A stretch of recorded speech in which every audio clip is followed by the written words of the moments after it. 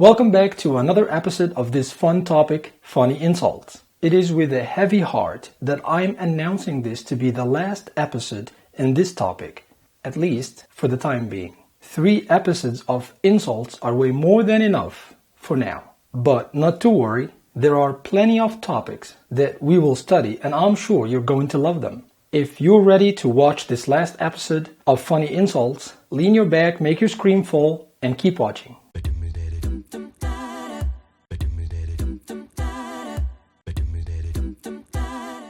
What's happening, fellow internet citizens? This is your host Ibrahim and you're watching this buzzy channel English Bee. If you're new here, be sure to subscribe and check out the other videos. Alright, as it is our tradition now, I answer one of your questions at the beginning of each video. The question for today came from Anas Hakan. He says, my question is, what is the difference between yelling and shouting? That, in fact, is a great question. Students who study English as a second or foreign language tend to get these 3 words confused. The words are yell, shout, and scream. I have met some students who think they are the same thing. They are synonyms. But, unfortunately, that isn't true. Let's clarify. A scream is always high-pitched, like this. Listen, but don't be scared.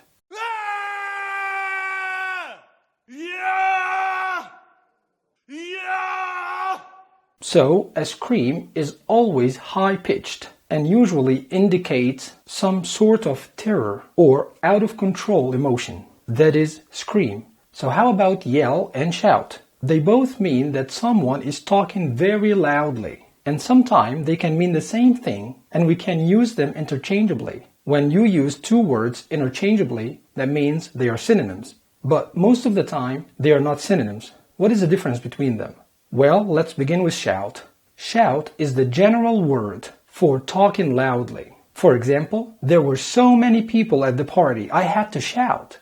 There were so many people at the party, I had to shout. That means I had to raise my voice so I can be heard. If I didn't raise my voice, nobody would be able to hear me. But yell is to raise your voice and speak very loudly because of anger, shock, or distress. It's usually a negative way of communication. Watch this. Just go home!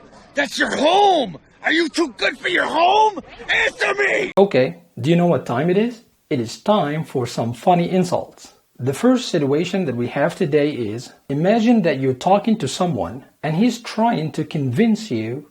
Convince means to make you agree. So, you're talking to someone and he's trying to convince you of something that you know is wrong. For example, someone tells you that it is very good for your body to never do sport. That's silly, right? Okay, so imagine someone is trying to convince you of that. You want him to give up. You want him to stop trying to convince you. You could say, I'd agree with you, but then we'd both be wrong. I'd agree with you, but then we'd both be wrong. That means I am right, you're wrong. If I were to agree with you, then both of us would be wrong. Let's not agree then. At least now one of us is right. Me. You get it? What if he didn't give up? What if he, for example, said, hey, why don't you be nicer? So he's trying to get you to be soft, huh?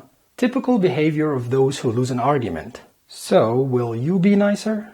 Or will you say something else? I bet you want to say something else. This is the reason you're watching this video. Okay, you can say, I'll try being nicer if you try being smarter. I'll try being nicer if you try being smarter.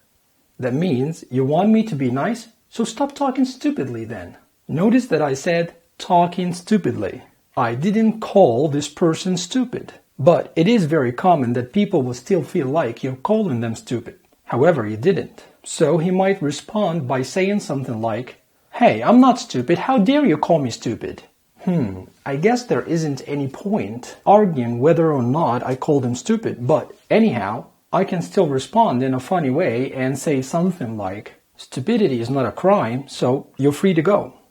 Stupidity is not a crime, so you're free to go. It's like saying, relax, you're safe, you're not under arrest, you haven't done anything illegal. You're stupid? So what? You have the right to be stupid. That's not a crime. You're a free man, no need to be angry. Stupidity is not a crime, Alright, at this point, he will probably just want to end this conversation. I don't blame him. Whatever he says to you, you find a way to turn it around. Alright, the next insulting phrase might take you by surprise. Your teeth are so yellow, when you smile, I can see the Spanish flag. Your teeth are so yellow, when you smile, I can see the Spanish flag. Do you get it? This is the Spanish flag. Red, up and down, yellow in the middle. These here, up and down, could be the lips. Red lips, up and down, yellow teeth in the middle. The Spanish flag. Don't use this phrase with people you don't want to offend. It's very hurtful. Another insult phrase that you should be careful with is the following. Is that your face, or did your neck throw up? Is that your face, or did your neck throw up? Of course, the meaning here is, your face is so ugly, it's like there once was a neck, the neck felt sick and threw up, and that became your face. Very, very mean. Do you know what the opposite of insult is? For example, saying that someone is ugly, that's an insult. What if you tell someone that they're beautiful? That's not an insult. What is it called? It's called a compliment. The opposite of insult is compliment. You insult someone by saying that they're ugly, and you compliment someone by saying that they're beautiful. Okay, so what if someone noticed that you use a lot of insult phrases? He came to you and said, "You should stop insulting people, man. That's not nice." Are you just going to say sorry? I don't think so. I think you still want to find a smart response. Am I right? I think I am. I don't insult people. I compliment them negatively. I don't insult people. I compliment them negatively. Compliment them negatively? That's the same thing as saying insulting them. Well, that's how I see it. Okay, moving on. I bet you will stop the video to laugh when I tell you the next one. Here we go. Your head is so big, you don't have dreams, you have movies. Your head is so big, you don't have dreams, you have movies. Honestly, I don't expect anyone to be upset with this phrase. It's so funny. Okay, let's get serious for a moment, shall we? Do you know the meaning of picking someone's brain? This is an idiom used especially in America. It means to ask someone for advice. By the way, if you like idioms, be sure to check the idioms course here on the channel. Okay, let's see the next phrase. You can look at someone and say, "Can I borrow your brain for half an hour? I'm building an idiot." This is like saying, your brain fits the description of an idiot so well that I need to use it in my own building an idiot project. Your brain is so important part of my recipe for building an idiot. There's a phrase that women use to describe handsome men. They say, tall, dark, and handsome. You know tall, you know handsome, but dark here means having dark hair and dark eyes. Having dark hair is considered to be a very good quality in men. So let's see the next phrase. When people see you, they know the meaning of the phrase dark and handsome. When it is dark, you're handsome. When people see you, they know the meaning of the phrase dark and handsome. When it is dark, you're handsome. The first part of the phrase will lead the listener to think you're going to compliment their look. But then you quickly change course. Okay, before I show you the next phrase, there are a few words that we will have to go over together, just to make sure. First, what is the name of this plant? It's called cactus, right? Side point. Some people get confused as to how to form the plural of a cactus. One plant is called a cactus. How about two? What are they called? What is the plural of cactus? Is it cactuses or cacti? Cactus is a Latin word, and in Latin, the plural form of cactus is cacti. But still, some people use it in English writing. They use the Latin plural. The accurate plural of cactus in English is cactuses. So, in English, cactus, cactuses. In Latin, cactus, cacti. Alright, that's the first word. Next word is prick. Prick has a standard meaning, and it also has a slang meaning. Let's begin with the standard. Prick, as a verb, it means to make a hole in something. You can use it the same way you use pierce or puncture. Example, I pricked my thumb with a needle. I pricked my thumb with a needle. That's in the standard meaning. The slang meaning, prick is used as a term to describe someone who's an idiot. But not just that, he's an annoying idiot. As you know, some idiots mind their own business and they don't annoy anyone else. But some other idiots are there to make sure that everyone around them gets annoyed. That type of idiots we call pricks.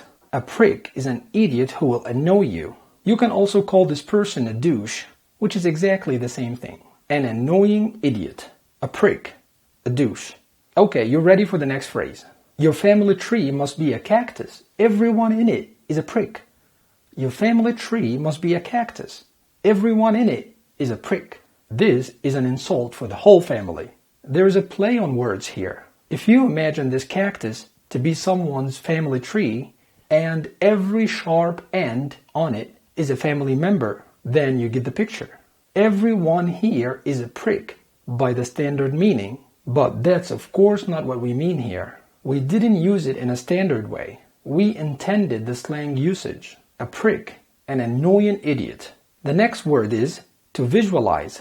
To visualize means to start imagining something, trying to picture something. For example, you can say, it's not always easy to visualize the future. Meaning it's not easy for one to imagine how the future will look like. So, visualizing something is creating a mental picture for it. And this adhesive tape is called duct tape. Duct tape. It is a very strong tape. Let's see the next phrase. This is a phrase you use with people who keep talking on and on and on, and they seem to never shut up. You can say, I'm already visualizing the duct tape over your mouth. I'm already visualizing the duct tape over your mouth. The meaning here is, I'm so sick of you talking constantly. I'm not listening anymore. I wish I had some duct tape so I can put it over your mouth. In fact, that's what I'm thinking of right now as you're blabbing on and on. Okay, before we see the next phrase, let me make sure you know how to use this phrase, under the impression. If you're under the impression about something, it means you thought it was true while it wasn't. Example, John was under the impression that Katie liked him. John was under the impression that Katie liked him. So that means Katie doesn't like him. He just thought so. He's wrong. He's under the impression. Okay, you're ready for the next phrase. You use this phrase if someone has volunteered to give you an opinion that you didn't ask for and you probably don't want. Perhaps you don't really care what they think. You can say, oh, I'm sorry. Were you under the impression that I value your opinion? Oh, I'm sorry. Were you under the impression that I value your opinion? Be careful when using this because it can cause an embarrassing situation.